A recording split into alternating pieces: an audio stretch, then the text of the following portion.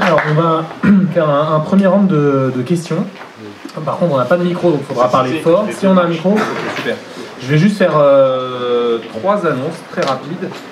D'abord, l'association pour l'émancipation s'auto-finançant, elle dépend de vous, d'une certaine manière. Donc, il doit y avoir une carton ou un sur la carton table. par là. Donc, si vous voulez participer à l'organisation d'une certaine manière de ces discussions publiques.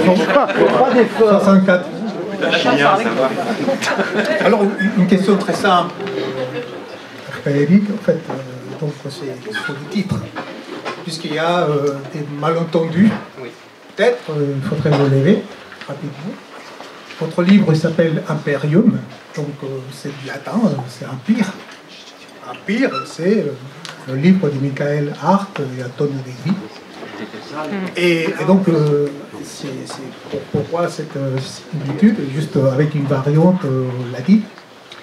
Et d'autant plus que dans votre intervention, vous dites, vous avez parlé de quelques mots, donc bon, il y a été longtemps question de Spinoza, bon, dans un livre aussi, hein, il faut une référence à Spinoza, Hobbes, et puis ce concept de multitude, que en réalité ne correspond pas tout à fait à ce que Michael Hart a reconnu lui-même dans une interview, dans lequel il dit, dans notre bouquin, dans notre livre, le concept de multitude fonctionne plus comme un concept poétique que factuel. Poétique. Non, j'étais poétique. J'étais pas sûr d'avoir bien entendu. D'accord. Je rends le micro.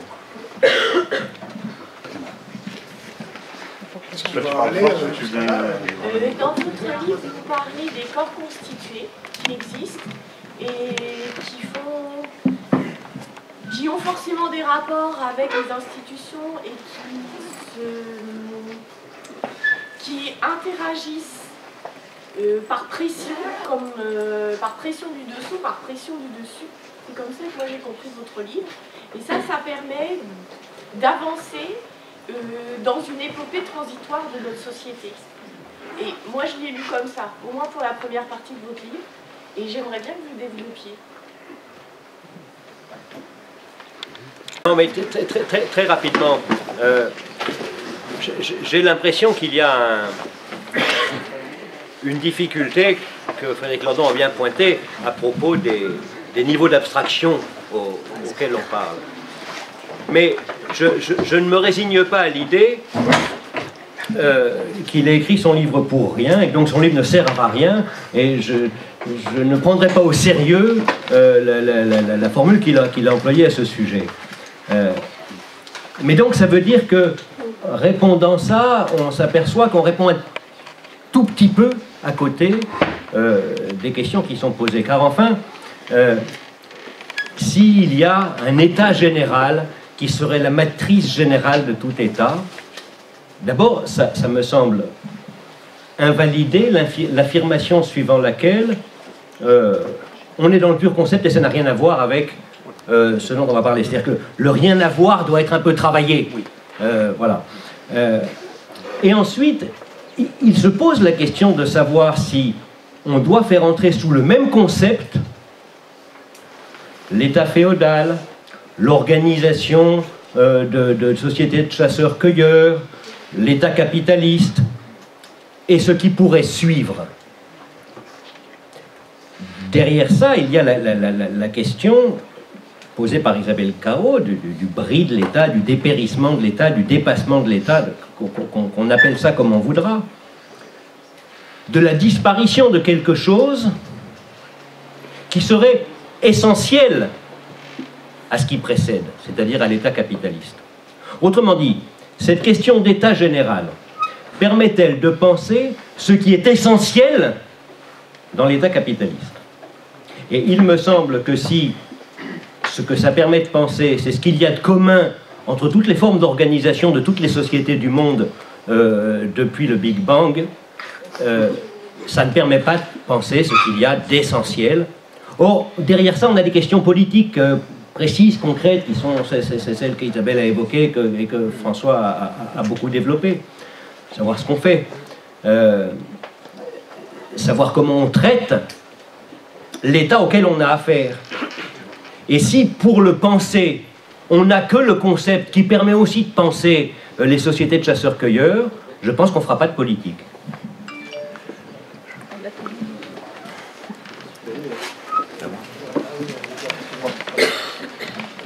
Bonsoir. Alors j'ai bien entendu votre critique de ceux qui voudraient un État-nation européen, mais en ce moment il y a une autre alternative, une autre critique de l'État-nation qui se développe, en particulier au Kurdistan syrien, également au Kurdistan turc, avec le confédéralisme démocratique, qui a été développé par Öcalan en se basant sur les écrits de Boukchkin.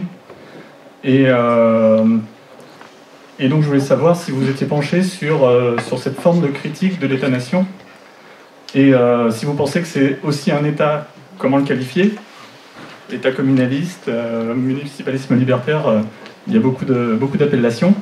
Et également, voilà, on a entendu votre critique des alternatives proposées ici en Occident. Que pensez-vous de ces alternatives qui nous viennent du Moyen-Orient ?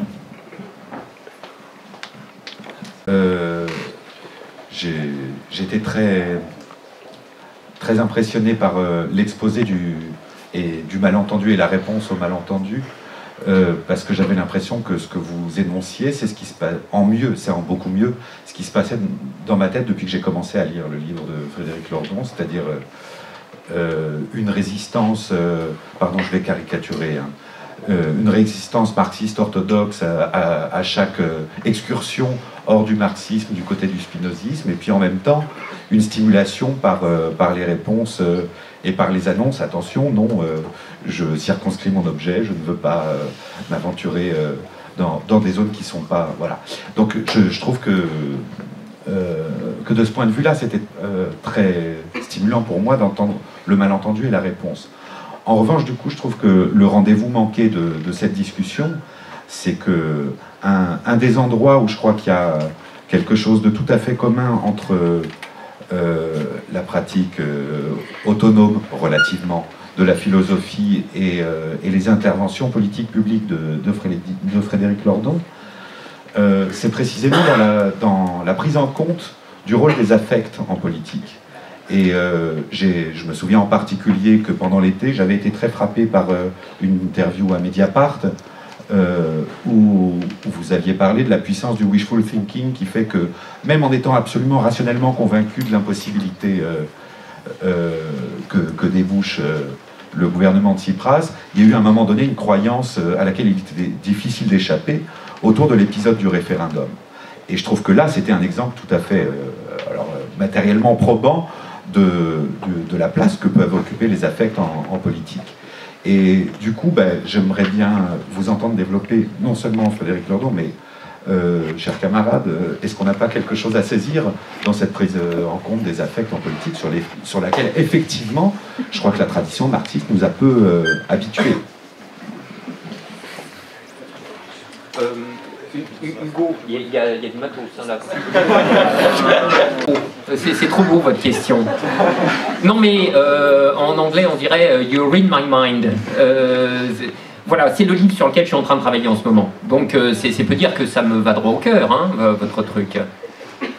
Ah oui, c'est ça, c'est bien ça. Hein, à quoi me sert le levier Spinozzi? C'est à soutenir cette thèse que les affects sont la matière même de la vie sociale et de la vie politique. Voilà. Que et que c'est un terme, alors ce qu'il faut bien comprendre, hein, il y a un code ici de première importance à faire à ce sujet. C'est-à-dire, en général, sitôt la chose énoncée comme je viens de le faire, éventuellement on a la sympathie intéressée du public qui dit « Ah mais oui, c'est vrai quand même, il y a des passions en politique, c'est vrai. » Et puis aussitôt, il y a un moment de reprise qui dit « Ah mais il n'y a pas que ça. La politique, c'est des idées, c'est les valeurs, c'est les principes, etc. etc. C'est pas tout laisser au tribut, vous comprenez. Parce qu'en général, c'est comme ça qu'on comprend les affects. Alors, c'est ne pas voir que chez Spinoza, le terme affect est conceptuellement d'une très très grande généralité, et que en réalité, le spinozisme reconstitue aussi bien la vie des idées, de l'imagination individuelle et collective, comme étant une émanation de cette strate plus profonde qui est la vie affective. En réalité, d'ailleurs, vous le savez très bien vous-même, et vous le savez de connaissance personnelle. Vous savez quand une idée vous fait quelque chose ou quand elle ne vous fait rien. C'est simple, hein, ça. Par exemple, je vais vous donner un exemple, moi c'est mon préféré. Lorsque on a appris il y a quelques années que la conjecture de Fermat avait été démontrée, et que, alors qu'elle avait résisté aux mathématiciens pendant plus de 2 siècles et demi, et qu'on a appris qu'elle était désormais établie comme un théorème. Je veux dire, il y a 99,9%, c'est encore pire que les inégalités chez Piketty, ça, hein, 99,9% de la population, mais que ça a laissé totalement indifférent. Mais il y a 0,001% de la population, les mathématiciens, bien sûr, alors qu'ils en étaient à grimper au rideau, hein, de joie. Enfin, c'était donc vous voyez, pour eux, cette idée-là, ce contenu idéal, le théorème de Fermat a été démontré, était investi d'affects incroyablement puissants, qui étaient inexistants chez les autres. Voilà. Alors évidemment, l'affectabilité d'une personne à quelque chose, ça dépend de sa trajectoire socio-biographique, j'insiste sur les 2 mots, socio-biographique, hein, etc., etc. Mais en tout cas, c'est pour vous dire que ce rôle des affects pour donner de l'efficacité ou non aux idées, pour leur donner de la puissance, est tout à fait déterminant. Je veux dire, l'intensité avec laquelle vous adhérez avec vos idées, vous combattez les idées opposées, tout ça c'est des questions d'affect. Ce que nous appelons communément les idées ou les croyances, alors on dit les idées mènent le monde, etc. Non, les idées ne mènent rien du tout. Les idées en tant qu'idées, oui, les idées en tant qu'idées ne mènent rien du tout, n'ont aucun effet. Les contenus idéels purs, et ça Spinoza nous le dit très bien, sont incapables de produire le moindre effet dans nos vies. En revanche, les idées sont efficaces lorsqu'elles sont véhiculées, lorsqu'elles ont le support, le vecteur d'un affect. Alors là, oui, ces idées-là qui sont en fait des composés idées-affects, ça, c'est ces choses-là qui mettent en mouvement. Oui, ça c'est exact. Par exemple, je vais vous donner un autre exemple. Jean-Pierre Dupuy, depuis très longtemps, travaille et il construit des systèmes théoriques incroyablement complexes pour essayer de comprendre ce paradoxe que la perspective annoncée de la catastrophe environnementale ne produit aucun effet, aucune réaction politique à la hauteur du problème. Pourquoi? Eh bien, tout simplement parce que la catastrophe environnementale, etc., est encore à l'état d'idées très très peu investies en affect mobilisateur. Il y a des gens chez qui c'est très investi en affect mobilisateur. Les gens qui habitent par exemple les Seychelles ou les îles qui surnagent 50 cm au-dessus du niveau de la mer, alors là, ces gens-là sont très affectés parce qu'ils ont les pieds dans l'eau. Et les pieds dans l'eau, c'est une affection du corps qui ne vous laisse pas du tout indifférent.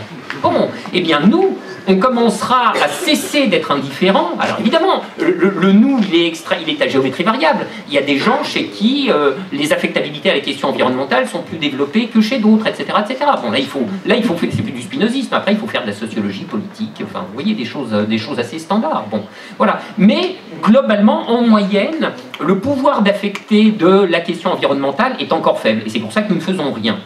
Et on sera affecté, malheureusement, quand il sera probablement trop tard. Bon, c'est ça le... Alors, voilà, le rôle des affects, en effet, il est partout. Il y a un affect fondamental en politique, c'est la peur. Regardez toutes les... Bon, alors la peur instrumentée par les gouvernements, bien sûr. Alors là, l'affect commun de peur, converti d'ailleurs en affect commun de vengeance contre un ennemi extérieur, c'est du nanan pour les États capitalistes, hein, pour les États policiers, etc. C'est la ressource par excellence de tous les pouvoirs, parce que ça permet d'écraser tout le reste de la conflictualité sociale. Bon. Mais la peur, c'est également cette asymétrie qui induit cette espèce de préférence pour le merdier connu. Vous voyez, bon voilà, on est dans la merde, mais on la connaît bien, notre merde. Alors donc, entre cette merde qu'on connaît bien et la possibilité de quelque chose d'autre, mais qui nous est inconnu, on va préférer notre merde d'aujourd'hui. Regardez, par exemple, c'est ce qui est terrible, à quel point cette chose-là est paralysante pour la population grecque, à qui on dit la sortie de l'euro, c'est la catastrophe, c'est l'inconnu, c'est machin, etc. Ah bah alors on reste avec le mémorandum. Ah bah ça on connaît. Mais comme si c'était pas le désastre, le mémorandum. Vous comprenez, on leur dit, si vous sortez de l'euro, ça va être le désastre. Ah bon, mais c'est quoi, dans quoi ils vivent actuellement? Sinon le désastre. Bon, voilà, etc., etc. J'ai répondu à rien du coup. Je suis désolé. J'y reviendrai éventuellement après. Alors oui, la Confédération, mais je suis entièrement d'accord avec vous. Hein. Oui, justement, c'est bien, et c'est là exactement, c'est ça tout mon point. C'est que de la matrice État général peut sortir les formes d'État les plus variées. Et en effet, il y en a plein qu'on n'a pas encore essayé. Donc il nous reste encore à inventer toutes les formes d'État qui vont suivre l'État bourgeois capitaliste. Et alors particulièrement pour nous Français qui sommes abonnés à l'État centralisé, cette catastrophe. Vous comprenez, ce truc qui absorbe toute la vitalité du social, etc., etc. Et alors c'est là mon point de divergence, en même temps que c'est un point d'accord avec toute la pensée libertaire, c'est-à-dire toute la manière dont la pensée libertaire se représente l'organisation politique, je dis que c'est une forme étatique. Alors évidemment, ils ne veulent pas en entendre parler, mais le fait est là. Qu'est-ce que c'est qu'une forme étatique? C'est un point de totalisation d'une communauté politique. Et la fédération ou le système confédéral, etc., c'est pas le genre humain, vous voyez, comme une espèce de gigantesque soupe sans bord. Ça s'arrête quelque part. Ça s'arrête quelque part et ça décide de faire totalité. Donc en effet, l'état général au sens finalement à la fois le plus simple et le plus profond du terme, c'est un point de totalisation d'une communauté, mais un point de totalisation non totalitaire. Car en effet, la forme confédérale atteste, mais par elle-même, dans son essence, que ça sera une totalisation, mais extrêmement mosaïque, extrêmement subsidiaire, où énormément d'autonomie sera redistribuée vers le bas, et autant que possible, etc., etc. Mais ça restera conceptuellement une forme étatique, au sens que je dis.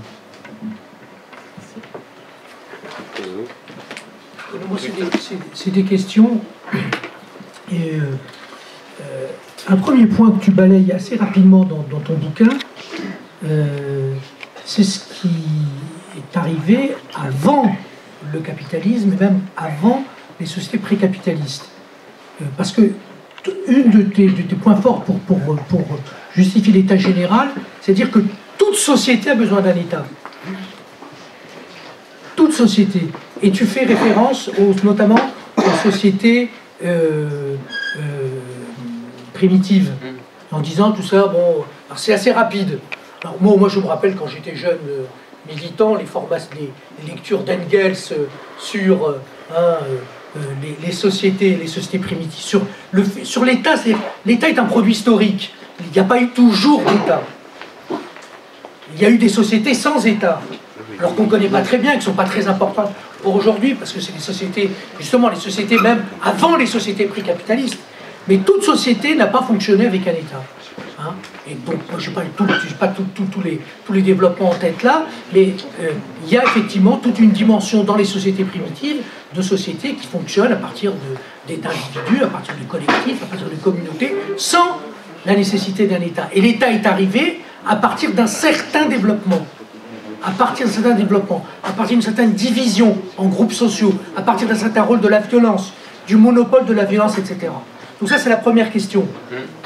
Deuxième question, et je suis d'accord avec toi, hein, sur reconstituer l'État.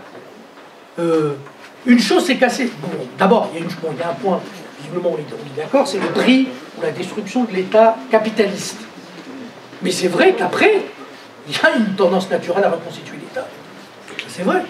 Même tu as alors ensuite, autre chose, c'est les solutions qu'ils ont données. Mais après la révolution russe, Lénine caractérisait l'État russe comme un État bourgeois sans bourgeoisie. Donc il y a cet élément-là. Mais la question que je pose, et que je te pose, c'est du point de vue de l'émancipation, est-ce que nous ne devons pas développer une politique qui vise à transférer de plus en plus de choses de l'État à la société? Mais bien sûr. Donc oui, donc à partir de là, cet état général, c'est pas le même dans une société capitaliste que dans une société post-capitaliste. Sa place n'est pas la même, ses fonctions ne sont pas les mêmes. Bon, et donc, du coup, l'important, en ce qui me concerne, il y a deux choses. Il y a le fait qu'effectivement, la lutte politique et les divisions, l'autonomie propre de l'État, ça c'est sûr, hein, la nécessité pour un procès émancipateur de détruire la machine d'État, l'appareil d'État, notamment répressif, parce que sinon c'est lui qui vous détruit. Et ensuite, il y a une deuxième phase qui est le dépérissement de l'État. Et ce dépérissement ne veut pas dire disparition. Ensuite, on discute. Et quels seront les rites, quel secteur, comment, etc. Mais l'objectif d'une société d'émancipation, c'est de moins en moins d'États et de plus en plus de sociétés. Donc voilà. Donc, mais voilà, c'est un malentendu levé. Alors. Voilà. Parce que je ne me suis pas aventuré sur Spinoza. Hein. Bon, mais dans ton bouquin, le sentiment à la lecture n'est pas très clair du point de vue des conclusions. Cette conclusion. Mais, bon, non, mais peut-être. Mais moi, je te dis, si tu le dis là, bon, voilà. Et troisième truc, là, troisième élément, c'est pourquoi, pourquoi nous sommes tous des souverainistes nationaux. Bon, moi,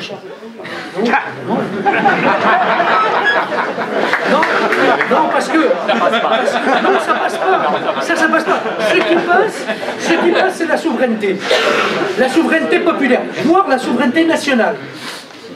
C'est évident. En Grèce aujourd'hui, il y a un problème de souveraineté nationale. Et il y a dans certains pays de la périphérie, il y a la nécessité d'avoir une dimension nationale au combat politique. Mais pourquoi concevoir toute forme d'organisation politique comme une projection d'État-nation?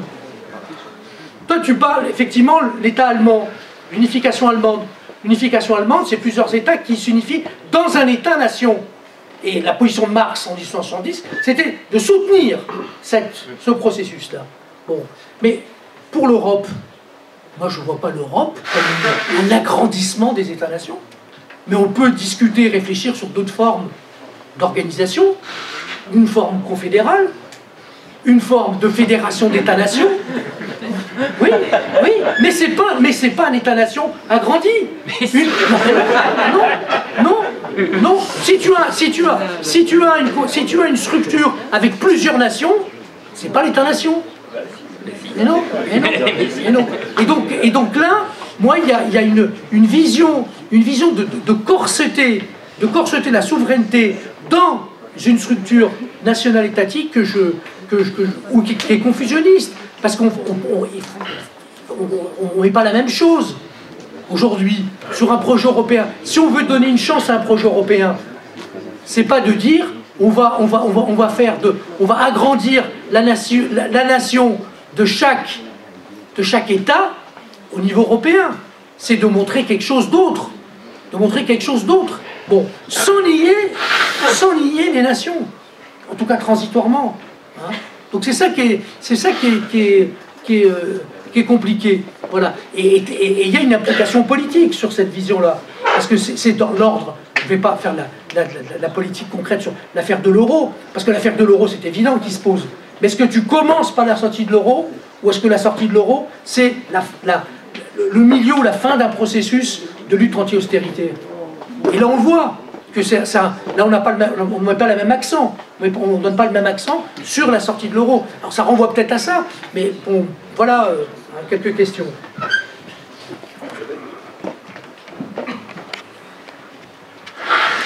Oui, moi je voulais réagir rapidement sur la question du contresens, mais en partant plutôt de la question que vous avez posée, à savoir la question des affects en politique. Déjà, première remarque, je ne me réclame pas du marxisme orthodoxe, parce que j'espère qu'il est mort. Ou bien, à ce moment-là, il y a aussi un spinozisme orthodoxe, enfin, c'est pas des étiquettes très, très intéressantes. Donc, je pense qu'il y a des fécondités de diverses pensées, et qu'en l'occurrence, moi, je me reconnais plutôt dans cette tradition-là, sur le mode de l'ouverture, et en essayant de creuser cette voie-là. Alors, concernant les affects, effectivement, chez Marx, il n'y a pas d'analyse des affects, il n'y a pas le mot, d'ailleurs, je ne pense pas, puisqu'il renvoie à une conceptualisation qui est vraiment celle de Spinoza, et qui n'est pas la sienne. Il y a en revanche une analyse de ce qui peut être la soif sacrée de l'or, dit-il par exemple, dans les textes qui portent sur l'appétit d'accumulation sans fin qui est typique du capitalisme.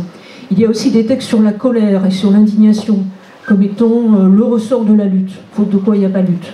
Donc ça, ce sont des éléments affectifs, si l'on veut, passionnels, qui sont extrêmement importants chez Marx. Mais je dirais que la grande différence entre l'approche de Spinoza et l'approche de Marx, c'est que les affects ne sont pas le point de départ de l'analyse. Et là, il y a vraiment, je crois, un clivage. Et du coup, moi, je continue de penser que je n'ai pas lu à contresens le travail de Frédéric Lordon, mais qu'il y a une vraie divergence d'approche là-dessus. C'est-à-dire, de deux choses l'une. Ou bien on considère les affects comme étant le point de départ qui permet de comprendre la formation d'entités sociales et politiques. Ou bien, et ça je crois que je ferai ces deuxième option, ou bien on considère que ce ne sont pas les affects qui sont le point de départ, mais toute une conception de l'individualité humaine, de l'individu humain. Et cette conception, on la trouve bien chez Marx. On trouve une conception de l'individu humain qui est la révocation de l'idée de nature humaine. Vraiment, le rejet radical de la notion de nature humaine.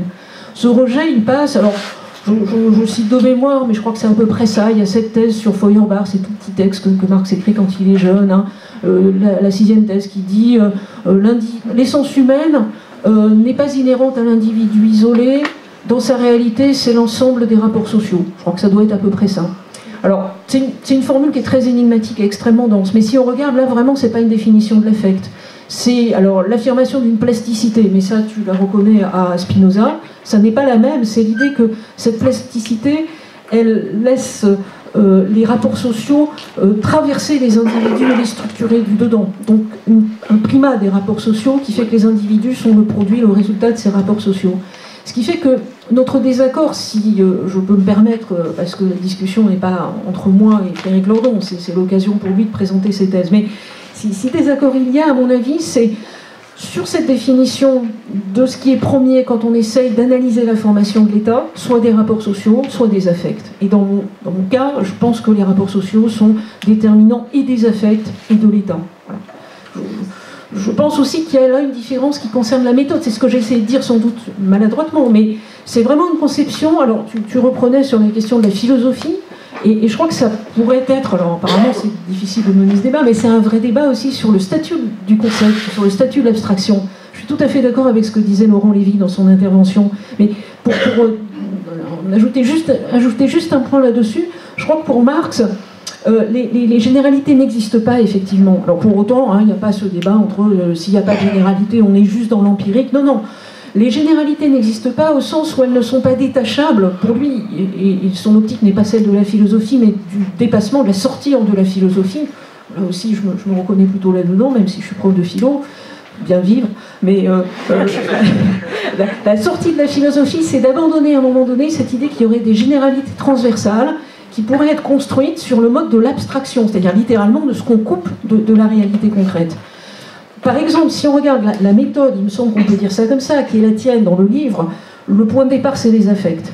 Si on regarde la méthode du Capital, et ça me paraît intéressant de confronter les deux, encore une fois, pas de dire il y a la vérité d'un côté et pas de l'autre, mais de confronter les deux. Le Capital, Marx réfléchit longuement à la méthode qu'il va employer, il part non pas de ce qui lui semble être une généralité inhérente à la nature humaine, mais il part de la marchandise. Pourquoi ? Parce que la marchandise, c'est, dit-il, la forme cellulaire du capitalisme, celle qui contient en elle-même toutes les dimensions du mode de production capitaliste. C'est deux conceptions de l'abstraction philosophique, et c'est une conception même très différente du travail philosophique.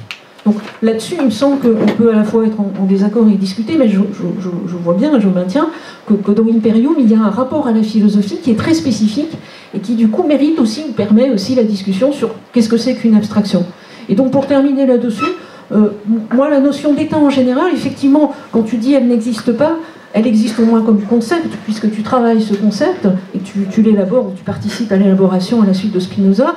Moi j'ai un doute fondamental sur l'existence même du concept d'État en général. Voilà.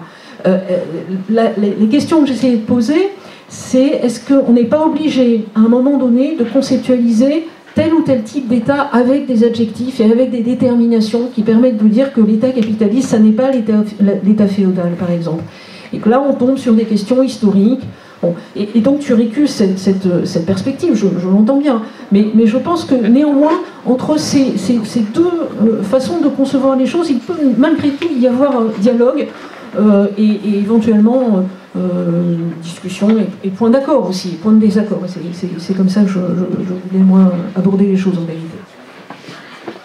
Je propose de te laisser un moment pour répondre à ces deux interventions et prendre un deuxième round de questions si tout va bien.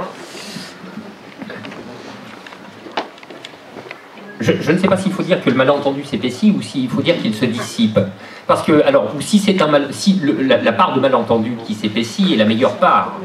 Car en réalité, je peux souscrire à énormément de choses que tu viens de dire, Isabelle. Donc il n'y a pas de désaccord entre nous voilà. Il n'y a pas de désaccord entre nous là-dessus. Alors, je vais en expliquer. Alors, il y en a quelques-uns tout de même, hein, mais moi je suis entièrement d'accord parce que j'ai une formation de sciences sociales et mes orientations sont plutôt, elles ont été marxistes, durkheimiennes, bourdieusiennes, etc. Donc, je crois y avoir appris et avoir retenu que l'individu est toujours déjà socialisé. Il n'y a pas une atomistique d'individus, qu'après on fait se mettre en rapport les uns avec les autres, et ça réengendre le monde social. Ceci n'existe pas. Ça ne peut pas être un modèle réaliste du social. Ça peut être un modèle spéculatif, d'un statut intellectuel extrêmement particulier, auquel je recours d'ailleurs dans le livre, et auquel je donne, enfin c'est pas moi qui le donne d'ailleurs, j'emprunte à Alexandre Macron le nom de genèse conceptuelle, pour l'opposer radicalement à tout ce qui serait de l'ordre de la reconstitution d'une genèse historique. Voilà. C'est ça, encore une fois, hein, j'insiste, on peut avoir recours à des concepts fondamentaux, à des concepts généraux, mais ce sont des concepts spéculatifs. Spéculatifs voulant dire que ces termes conceptuels ne peuvent pas être mis immédiatement en rapport avec des données empiriques, sociales, historiques, etc. etc.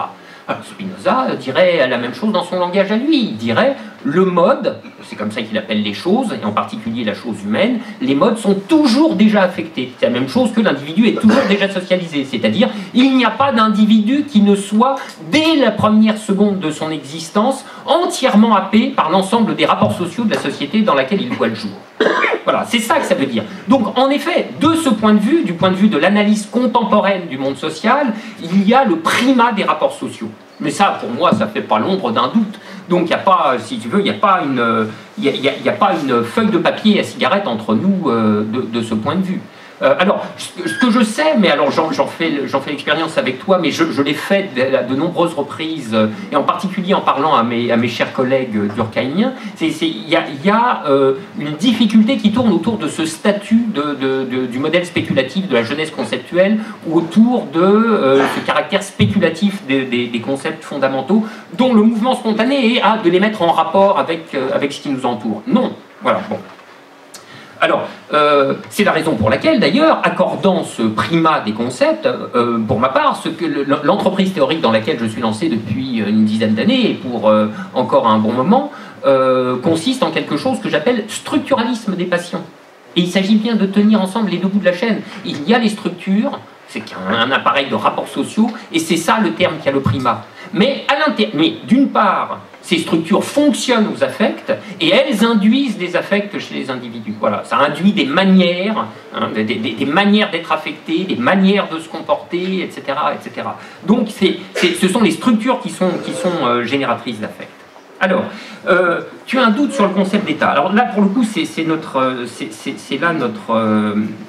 là peut-être un désaccord un peu plus sensible, mais dont il ne faut pas exagérer l'importance. Je ne me refuse, faudrait vraiment que je sois perdu il faudrait que je sois perdu dans le monde des idées. Je ne me refuse nullement à dire que l'État capitaliste se différencie de l'État féodal. Enfin, c'est une telle évidence que pour moi, la chose ne pose même pas le moindre commencement de problème. En effet, nous avons des formes d'État qui sont radicalement hétérogènes. Mais, dis-je, ces deux formes d'État, pour si hétérogènes qu'elles soient, renvoient en dernière analyse au concept fondamental de tout État que j'appelle l'État général, auquel je donne le nom imperium. Ça me permet de répondre à votre toute première question, monsieur, qui n'a rigoureusement rien à voir avec l'empire de Arte Negri. Imperium, simplement, je l'emprunte alors vraiment au texte même de Spinoza, et un chapitre, un énoncé du traité politique, article 17 du chapitre 2, qui dit « Ce droit que définit la puissance de la multitude, on l'appelle généralement imperium ». Et j'ai repris le choix de Bernard Potra, le choix de traduction qui consiste à ne pas traduire. Parce que dans toutes les traductions, imperium, mon latin est traduit. Alors c'est traduit parfois par État, parfois par souveraineté, ça dépend des occurrences dans le texte, etc. etc. Or moi, ce qui m'a semblé, c'est qu'il fallait laisser le terme à sa version originelle, précisément pour en avoir toute la puissance conceptuelle et toute la largeur de spectre. Une largeur de spectre qui va précisément de la forme la plus fondamentale de l'État que j'appelle l'État général ou la structure élémentaire de la politique, qui est que une fois que vous avez ôté toutes les déterminations secondaires, les déterminations historiques, contingentes d'une forme sociale particulière, il vous reste quelque chose qui est le principe de consistance du groupe et qui est ce que j'appelle auto-affection de la multitude. C'est le principe de verticalité sans lequel aucun groupe n'existe constitué durablement. Voilà. Donc c'est pas du tout l'empire, c'est pas du tout l'empire de l'impérialisme américain. Et alors du coup je saute à ta question, François, tu m'as fait bien plaisir en parlant des sociétés sans État. Et précisément j'en fais, si tu veux, le point d'un argument a fortiori pour attester la pertinence du concept d'État général. Alors ben oui, mais j'ai lu Clastres, j'ai lu Marshall Salins, etc. Je sais qu'il y a des sociétés qu'on dit sociétés sans État. Alors de quoi retourne-t-il dans ces sociétés ? Ben, évidemment, l'enquête anthropologique l'a tranché, il n'y a pas de doute. Ce sont des sociétés sans appareil de commandement ou de coercition séparés. Et c'est en ce sens que Clastres les dit sans État. Par contre, il y a une chefferie, il y a un chef. Mais le chef n'a aucun pouvoir de commandement. Je veux dire, il peut bien donner des ordres, personne ne lui obéit. Alors on dit c'est des sociétés sans État. Bon, ah vraiment ? Non, pas tout à fait, car le chef n'est pas dépourvu de tout pouvoir. Il a un pouvoir. Il a un pouvoir d'autorité morale, arbitrale, et il a un pouvoir de véridiction symbolique. C'est-à-dire que quand il dit quelque chose, certaines choses, pas fait ceci ou fait cela, mais quand il rend un avis moral, cet avis affecte tous les membres de la société tribale. Ah, donc ça, c'est un pouvoir. Eh bien, précisément, pour moi, c'est la forme, si tu veux, c'est ça la forme la plus élémentaire de l'État général. C'est la forme la plus élémentaire de l'imperium. Ce chef qui a un certain pouvoir d'un certain type, un pouvoir symbolique, ce pouvoir, il le tient d'une puissance qui n'est pas la sienne. Qui est laquelle? La puissance de la multitude. C'est la multitude qui s'auto-aliène, qui s'asservit à ses propres frais de puissance, et par l'intermédiaire du chef, qui est le point de transit de cette circulation de potentia multitudinis. Donc ceci est exactement l'état général. Donc on peut très bien concevoir que les sociétés dites sans État n'en sont pas moins des déclinaisons particulières de l'état général et n'ont rien d'horizontal. Ces sociétés-là, pour être sans État, n'ont rien d'horizontal. Ce sont des sociétés qui sont aussi verticalisées que les autres. Et c'est ça qu'il faut voir. Elles sont aussi verticalisées que les autres. Parce que de toute façon, il n'y a pas de groupe qui fasse consistance sans un principe de verticalité, quelque part. Voilà. Alors, maintenant, tu me dis, François, l'émancipation, tu me parles de l'émancipation, et je te rejoins ô combien, mais il me semblait avoir fait un chapitre tout à fait explicite sur la question, dans le livre.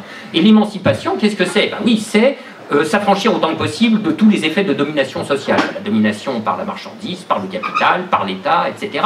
Et dans le cas de l'émancipation politique, c'est-à-dire du rejet de la forme étatique de la domination, il s'agit, dis-tu, et j'en conviens entièrement, de transférer le maximum de choses, le maximum de prérogatives souveraines, et de les restituer, et de les restituer à qui de droit, c'est-à-dire aux sociétaires eux-mêmes. Et moi, j'adhère à 100% à ça, tu comprends? Parce que tout ce qui dépossède le centre est bon à prendre. C'est ça qui est écrit dans le livre. On me fait passer pour un défenseur de l'État, mais il faut vraiment me lire avec des lunettes bizarres, vous comprenez? Tout ce qui dépossède le centre est bon à prendre, parce que déposséder le centre, c'est déposséder les dépossesseurs. Donc ça, oui, c'est un objectif d'émancipation. Ça, oui, c'est un objectif pour s'affranchir de la domination. Mais je dis deux choses. Je dis, tout ce qui dépossède le centre dépossède les dépossesseurs, mais il y aura toujours un centre. Voilà. Et ce centre structurera une formation politique dont les formes peuvent être entièrement variables. Il va sans dire... Alors d'ailleurs, j'en prends, si tu veux, d'un certain point de vue, je ramène en quelque sorte cette distinction, cette discussion sur la distinction des formes des formes que peut prendre l'État général à un conflit de doctrine entre deux théoriciens de la souveraineté du XVIe siècle, qui sont Jean Bodin et Althussus. Jean Bodin, c'est le théoricien de la souveraineté à la française, l'État centralisateur, qui impose sa férule au corps social. Et Althussus, lui, il pense dans une toute autre conjoncture. Il pense dans la conjoncture de ce qu'il a sous le nez, et ce qu'il a sous le nez, c'est le Saint-Empire romain germanique. Mais le Saint-Empire romain germanique, alors en dépit de son nom majestueux et imposant, ça n'a rien à voir avec l'État centralisé à la française. Ben, c'est une espèce de fourbie un peu confédérale, hein. Alors avec des princes, des baronnies, des trucs, etc. Donc c'est pas quand même le top du moderne, hein. Mais enfin, il n'y a pas du tout ce principe, quoi qu'il y ait un centre, qui ordonne et clôt l'ensemble constitué par le Saint-Empire romain germanique, il y a une délégation des pouvoirs vers le bas, en tout cas une délégation de fait, sinon d'intention, qui est tout à fait impressionnante. Et j'ai toujours été étonné que les libertaires ou les anards ne reconnaissent pas Althussus comme leur grand pionnier. Quand on lit Althussus d'un côté et Bakounine ou Proudhon de l'autre, on est frappé par la similitude de leur pensée. Et donc, voilà, hein, moi je ne dis pas autre chose. Et c'est une manière aussi de répondre à votre question, c'est-à-dire ce livre dont j'ai revendiqué qu'il ne serve à rien. Alors évidemment, c'était un tout petit peu exagéré. Hein. Mais à quoi sert-il exactement? Il est incapable de servir à armer une stratégie politique, mais il sert à livrer un avertissement, ce qui n'est déjà pas si mal, hein. C'est-à-dire à cartographier un champ problématique, à cartographier l'État comme champ problématique. Non, ça ne donne pas la stratégie clé en main pour nous en affranchir, hein, mais ça dit qu'il y a un certain nombre de points résistants et vous vous y heurterez de nouveau à chaque fois si vous les méconnaissez. Et alors les avertissements, ils ont trait à ces deux choses. Il y a la violence et il faut faire quelque chose avec la violence, car sinon c'est la force de décomposition de tous les groupes. Et deuxièmement, il y a à la fois un principe de totalisation et un principe de verticalité qui fait tenir les groupes ensemble. C'est tout. Bon, c'est pas grand-chose, mais c'est un peu quand même. Je vais prendre un deuxième rôle, parce qu'en plus j'ai vu Henri lever la main. Moque-toi de moi. Vas-y. Ou comme tu voudras, Frédéric Spinoza. Sur quelques points qui ont été évoqués dans le débat, rapidement. Ce n'est pas, moi, l'abstraction spéculative qui me gêne, en principe. Et en cela, je suis gagné par quelques affects marxistes. Quasi les affects marxistes politiques, j'ai quelques affects marxistes. C'est la construction spéculative. Je reconnais que dans ton bouquin, tu t'engages. C'est-à-dire que tu ne réengendres pas la réalité historique à partir des concepts que tu construis. Absolument. Merci, Robert. Donc, de ça, je te donne acte. Par contre, je ne suis pas tout à fait convaincu qu'on gagne en clarté, sauf à vouloir absolument alimenter des malentendus pour avoir le plaisir de les lever. Ce qui est un vice assez fréquent chez toi.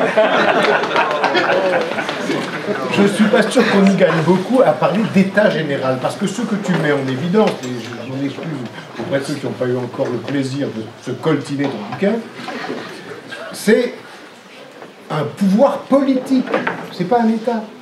Tu es évoqué à juste titre ce dont il est question dans les prétendues sociétés sans État et le passage que tu leur consacres. Mais il est question d'un pouvoir politique. Et donc, qu'est-ce qu'on gagne? Si tu dis il n'y a pas de société sans pouvoir politique, ou le pouvoir politique général, ou le pouvoir général, tu lèves l'ambiguïté qui est inhérente avec l'histoire de l'État général, qui ne serait pas la variété générale de toutes les formes d'État. Et on peut commencer à discuter. Voilà le premier point que je voulais soulever. Le deuxième point que je voulais soulever, en pratiquant ce que je crois on a tout intérêt à pratiquer dans l'état de crise politique et théorique que nous nous trouvons, c'est la lecture généreuse. Alors je vais le faire.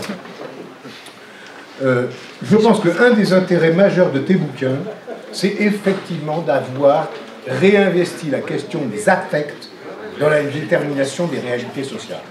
Ça, je pense que c'est un apport que maintenant, on ne pourra pas ignorer. On peut éventuellement faire l'économie de Spinoza, peu importe. Spinoza peut être un guide. Ça, je pense que c'est très important. Pourquoi? Parce que le marxisme vulgaire, à quoi il se réduit très souvent. Hein? Qu'est-ce qu'il fait? Il fait une il introduit une combinatoire que les textes de Marx lui-même démentent. Cela, je suis d'accord avec ce qu'a dit Isabelle. Hein. Il y a énormément de choses chez Marx, sur l'imaginaire, sur le sacré, sur la croyance, dans les textes politiques, et surtout dans les textes politiques. Également dans le Capital ou dans les Grundrisse, on trouve des tas de choses de ce genre. Mais la dimension des affects dans la vie sociale n'est pas pensée comme telle. Le marxisme vulgaire combine des intérêts, des classes sociales et de l'idéologie. Or, l'idéologie, moi, ça fait quelques années que ça me pose problème. Pourquoi ? Parce que quand on parle de l'idéologie, on est dans le registre des discours et des représentations. On peut traiter ça de mille et une façons, et beaucoup de marxistes, parce qu'il paraît qu'il y en a 1000, l'ont traité de façon parfois tout à fait intéressante, hein, j'en disconviens pas du tout. Mais on est dans le registre des discours et des représentations. Or, ce qui fonctionne dans l'histoire, ce qui produit qui a la fonction idéologique dont Isabelle parle dans certains de ses bouquins, c'est la fonction idéologique portée par des affects, par des colères, par des crises, par des indignations, par des peurs, etc. Et je pense qu'on a tout intégré à intégrer cela à l'analyse. Dernière remarque, et puis je m'arrête. Sur le stato national, encore un malentendu que tu prends plaisir à alimenter pour ensuite le démentir. Oui, dire que les prolétaires n'ont pas de patrie et qu'on ne peut pas les priver de ce qu'ils n'ont pas, c'est une des phrases les plus sottes, surtout quand on la répète, que l'on trouve chez Marx. Hélas, les prolétaires ont une patrie. C'est-à-dire qu'ils sont déterminés par la construction de l'État national, et on trouve chez Lordon, mais surtout chez Bourdieu et chez bien d'autres, des choses qui indiquent cela. Hélas, les prolétaires ont une patrie. Ils ont des déterminations nationales. Ce qui fait qu'il faut poser un nouveau frais, et ce que tu fais là-dessus, on va le prolonger, on va continuer à papoter, hein, c'est ce qu'on entend par internationalisme. Parce que si l'internationalisme, ça consiste à donner corps à l'absence de patrie des prolétaires, on nage alors là en pleine abstraction et en pleine construction spéculative. Et donc, dire que là où il y a un centre politique, il y a forcément des limites. Là, c'est pour éviter ton état général. Hein, et que donc, d'une façon ou d'une autre, la construction politique est une construction nationale, je pense qu'il faut en donner acte.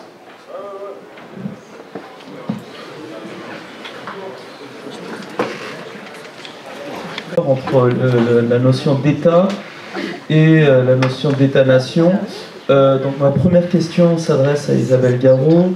Il y a depuis quelques temps, depuis une quinzaine d'années, toutes sortes de débats dans les relations internationales marxistes sur le caractère nécessairement pluriel ou non de l'État. Donc est-ce que l'État capitaliste prend nécessairement une forme plurielle, et cette forme plurielle a-t-elle nécessairement une dimension nationale? Alors j'aimerais avoir votre avis là-dessus, et savoir aussi si vous pensez qu'on peut dériver du rapport, du rapport capitaliste la pluralité, ou la nécessaire pluralité de la forme État, de la même manière que Batsoukanis puis les théoriciens du débat sur la dérivation de l'État ont dérivé la forme État, ou alors si cette question doit nécessairement être résolue sur un plan d'analyse socio-historique.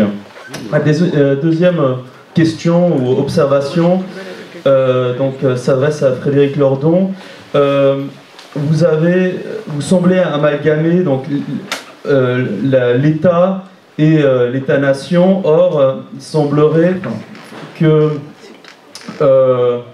les développements du capitalisme contemporain semblent, quelque sorte, montrer qu'il y a une disjonction entre l'État et l'État-nation. Alors, je ne sais pas si vous connaissez les travaux de Jens Wiesel sur l'Union européenne. Donc, à partir d'une perspective poulanzatienne, il arrive à des conclusions très différentes de celles de Durand, par exemple, pour qui l'Union européenne n'est pas un État. Pour lui, l'Union européenne est peut-être considérée comme un assemblage étatique qui articule à des niveaux différents à la fois donc les institutions européennes à Bruxelles, mais aussi des secteurs des États nationaux. Et du coup, on n'a plus cette dichotomie entre le national et l'européen, mais un assemblage mouvant, multiscalaire, dans lequel s'affrontent des projets hégémoniques différents, et du coup l'Union européenne serait un exemple d'une construction étatique qui se serait affranchie de sa base nationale. Qu'est-ce que vous pensez de ce genre d'analyse ?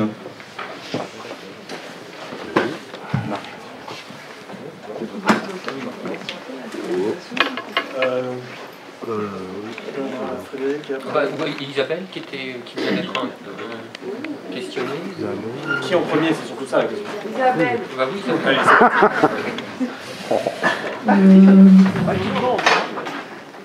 Bon, bah, très rapidement, sur la question que vous posez, je ne suis pas spécialiste de ces questions. Il me semble que si on veut analyser l'État capitaliste aujourd'hui dans sa diversité, il faut prendre en compte la dimension internationale, ce qu'on appelle aussi dans la tradition marxiste l'impérialisme, les rapports de force, et puis évidemment des spécificités historiques. Donc j'aurais plutôt tendance à répondre sur le terrain de l'historico-empirique en l'occurrence, mais c'est une réponse peu élaborée. Je voulais en profiter surtout pour faire écho à ce que disait Henri Malher à l'instant sur la phrase concernant le prolétariat qui n'a pas de patrie. On trouve aussi dans le manifeste, même moment, l'idée que le prolétariat doit d'abord en finir avec sa propre bourgeoisie dans un cadre national. Donc il y a bien une affirmation aussi de cette dimension nationale pour Marx impossible à supprimer, qui est tout à fait importante. Après, il y aurait toute une discussion à avoir sur ce que c'est que l'internationalisme, bien sûr, et sur le fait de n'avoir pas de patrie. Le mot patrie, c'est... Voilà, il y a tout un vocabulaire patrie, nation, État. On est là quand même avec des différences qui sont importantes entre ces différentes notions. Voilà. Oui, non, mais moi c'est sur là. Autant, moi je... faire attention sur la formule générique et générale, les prolétaires n'ont pas de patrie. Mais je pense effectivement que on ne peut pas nier, et je pense que notamment dans certaines constructions supranationales à l'extrême gauche, on a nié l'aspect national, par exemple sur l'Europe. En disant l'Europe, en passant au-dessus des États-nations. Donc les États-nations existent, ils ont une histoire, et il y a la nécessité de respecter ce périmètre. Mais ce que je mets en doute, à moins que, là aussi, c'est qu'est-ce qu'on met derrière les mots. Mais si tout périmètre avec un centre est une nation, alors bon, le monde peut être une nation. Bon, mais ça ne marche pas comme ça. Ça marche pas comme ça. Il y a des États-nations, ces États-nations ont certaines prérogatives, ont une certaine souveraineté.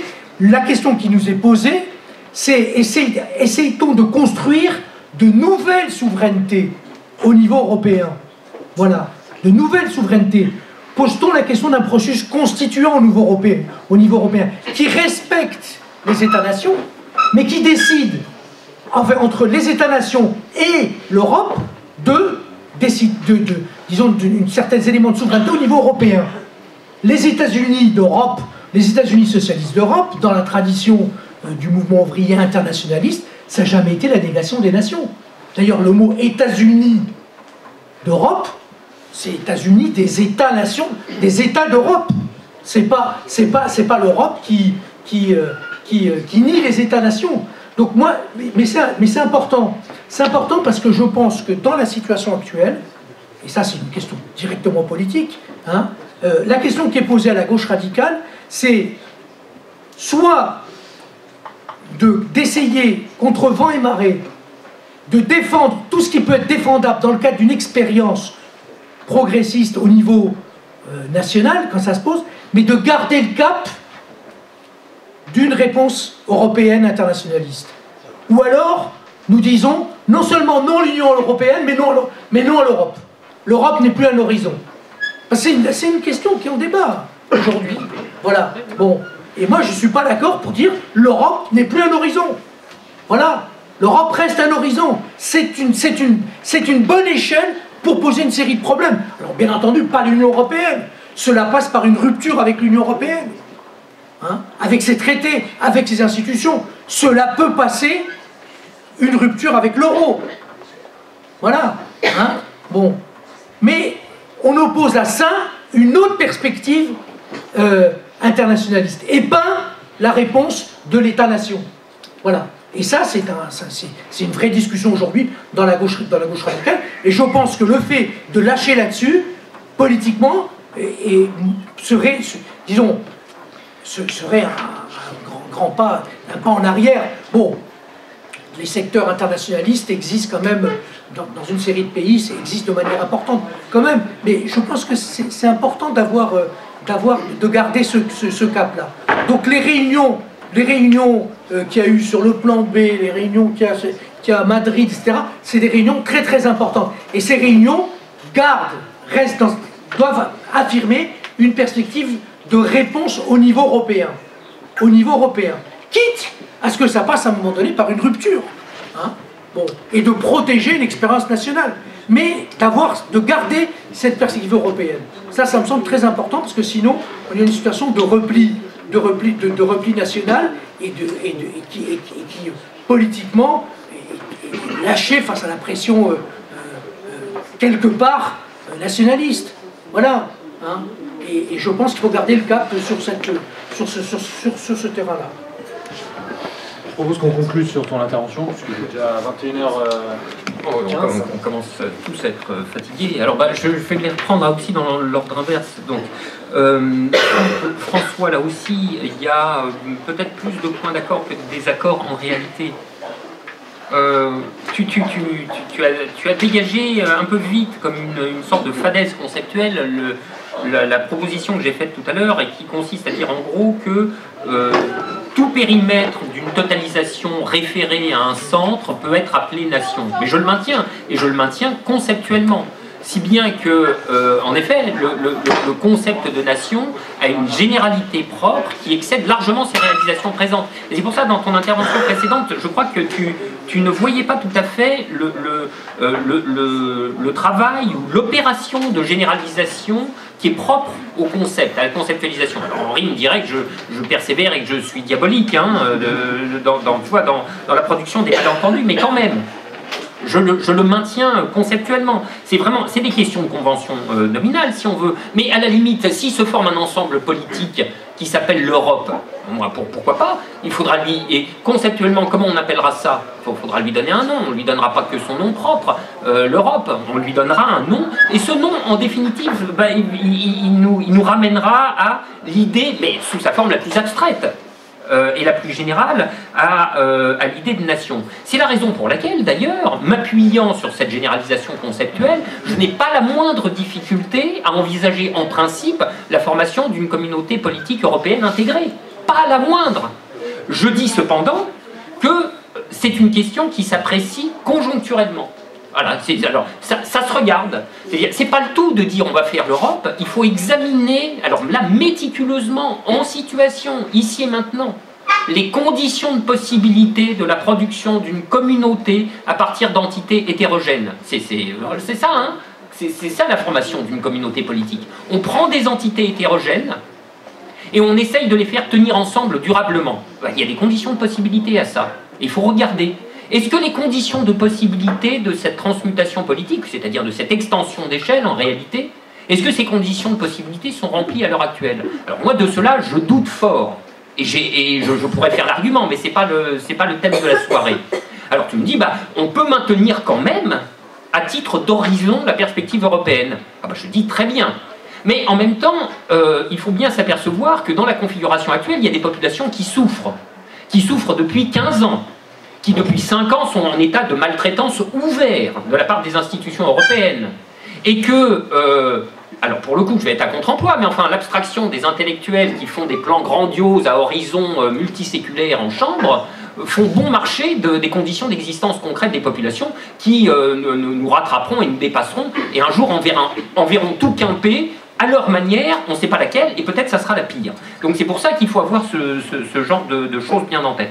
Dernier point sur la rupture avec l'euro, mais je vais très vite, hein. En réalité on n'est pas en désaccord, hein. Pour moi je ne mets pas la rupture de l'euro avec l'euro au début de l'histoire. Je la mets à la fin, simplement je peux déjà te raconter la fin de l'histoire. Donc à mon avis c'est pour ça, le parcours sera effectué rapidement. Alors, quant à votre question, alors je ne connaissais pas la référence que vous avez donnée, en revanche ça m'a fait beaucoup penser à un travail d'un auteur dont je suis sûr que je vais écorcher le nom. C'est peut-être pas. Alors j'ai Richard Williamson en tête, mais en tout cas, alors je vous renvoie à un article de la revue Période. William Robinson. C'est vous qui l'avez traduit? Bah voilà, c'est formidable. C'est un super article. C'est un article très intéressant. William Robinson. Qu'est-ce que j'ai dit moi? Richard Williamson. Champagne. Oui, alors voilà, j'ai trouvé très intéressant cet article sur l'État transnational. Alors, bon, je ne vais pas refaire l'argument, vous l'avez fait très très bien. Moi, j'ai un doute avec cette construction-là. Je vais vous dire pourquoi. Parce que précisément, ce qui fait la viabilité d'une communauté politique, c'est que c'est un ressort sur lequel se clôt une certaine puissance de la multitude qui donne leur efficacité aux institutions. C'est pas un court-circuit, hein, mais je réponds à Henri, en partie à Henri par la même occasion. Tu dis le point de vue des affects est un bon acquis, on peut passer autrement que par Spinoza. C'est vrai, je te l'accorde. Je te l'accorde sans la moindre difficulté. Moi, je passe par Spinoza parce que finalement, la théorie est toute faite. Tu vois, j'ai pas eu à me racler la soupière. Hein. Bon, j'ai ramassé le truc tel qu'il existait et il marche, il est puissant, etc. Et il m'aide à répondre à une question qui est la même que celle qui est posée par la question de l'État en général, de l'État transnational en particulier, qui est la question des institutions. L'État est une institution, l'État transnational est une institution, etc. La question des institutions, c'est d'où les institutions tirent-elles leur efficacité? Qu'est-ce qui fait, quelle est cette force mystérieuse que peuvent convoquer les institutions pour nous faire nous comporter conformément à leurs réquisites? Nous arrêter au feu rouge, payer l'impôt, pas trop faire un doigt d'honneur aux flics, enfin voilà, etc., etc. Alors, je dis que, théoriquement parlant, spéculativement parlant, et en dernière analyse, cette force, c'est la puissance de la multitude telle qu'elle se boucle dans un processus d'auto-affection de la multitude sur un certain espace, sur le périmètre d'une communauté auto-affectante et auto-affectée constituée. Et ça, c'est ça qui va manquer à l'État transnational, à mon avis. C'est-à-dire, il faut bien voir que le pouvoir qu'a un État adossé à une communauté politique constituée à la manière dont je viens de le dire, ce pouvoir qu'il a de rendre exécutoires ses commandements, c'est-à-dire ses lois, ses injonctions, etc., un État transnational n'en dispose pas autant. Parce que cet État transnational, dans sa strate supérieure, est un effet de délégation. C'est les entités étatiques des niveaux inférieurs qui délèguent en quelque sorte leur pouvoir d'enforcement, comme disent les anglo-saxons, à l'étage supérieur. Mais ça marche pas très bien. On le sait d'ailleurs. Les organisations internationales ont un pouvoir exécutoire qui est de rendre exécutoire leur commandement, qui est extrêmement faible. Le comble, c'est l'ONU, bien sûr, mais l'Union européenne a des difficultés, et elle est déjà en effet une sorte de réalisation de cet État transnational. Elle a des difficultés, comme en atteste l'intensité des forces centrifuges qui sont en train de travailler l'ensemble européen. Parce que bientôt va venir un point où des gens ne voudront plus se soumettre à ce qui est imposé par... Donc, il y a en effet une mutation très intéressante, enfin, intellectuellement parlant, je veux dire, hein, politiquement, évidemment, c'est la dernière des saloperies, hein, mais il y a une mutation très intéressante de la forme étatique au travers de cet État transnational, mais moi, j'ai un doute profond sur sa viabilité par cet argument, hein, qu'il n'y a pas de communauté politique d'adossement. Voilà. Qui est en quelque sorte le réservoir, voilà comment je pourrais le dire, la communauté politique d'adossement, c'est le réservoir de puissance que l'État capte à son profit et par lequel il rend exécutoire ses injonctions institutionnelles. Alors Henri, oui, bon, c'est vrai, je fous la merde à dessein, bon, je m'excuse, hein, donc sur l'état général, mais quand même, il y avait un double sens, si tu veux, à recourir à cette appellation. Le premier, c'est quand même, je maintiens, il s'agit, pourvu qu'on se rende au niveau d'abstraction suffisant, hein, je maintiens qu'il s'agit de la matrice fondamentale de toutes les formes étatiques qui en dérivent comme des déclinaisons historiques particulières. Donc c'est la matrice fondamentale de tous les pouvoirs politiques, parce que tous les pouvoirs politiques, comme disait Alexandre Matron, ne sont pas autre chose que la captation, la capture par les dirigeants de la puissance de leur propre sujet, de la puissance collective de leur propre sujet. Mais, État général, j'en fais également la matrice, pas seulement de tous les pouvoirs politiques, mais de tous les pouvoirs tout court, sous leur forme, le pouvoir monétaire, le pouvoir symbolique, etc. Le pouvoir monétaire, je veux dire l'autorité sociale de la monnaie. Qu'est-ce qui fait que le signe monétaire s'impose à nous et que nous l'acceptons? C'est un pouvoir d'un certain type. ce pouvoir réfère en dernière analyse à cette structure élémentaire qui est l'auto-affection de la multitude, à une certaine capture par le signe monétaire de la puissance de la multitude, etc., etc. Et de même pour le pouvoir symbolique, dont, en effet, le chef de la chefferie, qui n'est pas un pouvoir politique, est quand même dépositaire. Voilà.